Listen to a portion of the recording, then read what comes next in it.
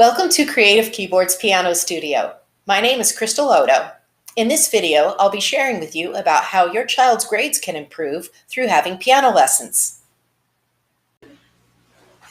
Many parents are interested to find out that taking piano lessons will actually increase their children's grades in school. I've seen this phenomenon with my students who've studied with me year after year, who've gone all the way on to graduate from high school and leave to go to college. And children get into MIT, Georgia Tech, Princeton.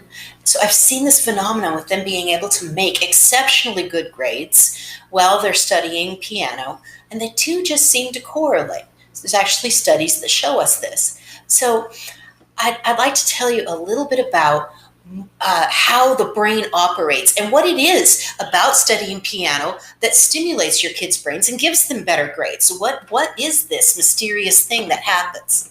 Well, one of the things that happens is the left and right hemispheres of the brain typically are the logic side and the creative side. Well, music is one of the few things that combines the two together. You must have both at the same time. For instance, on our left side of our brain, our logic side, our reasoning, I'll talk to the children about what's the time signature. Do we count 1, 2, 3, 1, 2? What key are we in? What chord are you playing? Things like that. On the creative side, we might talk about, well, what does this piece sound like? Does it sound like a dinosaur stomping through the field, or does it sound like a daisy opening up? Or does it sound like a sad and rainy day? All of those things work together in that left and right hemisphere, making that brain just stimulate itself more than really anything that the children do in school. It's very valuable.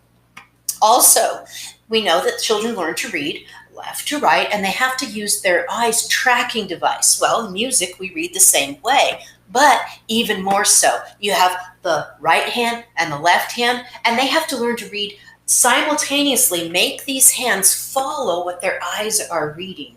So it's like reading in school, but even more so. It gives them even more stimulus, which makes their reading in the classroom more effective.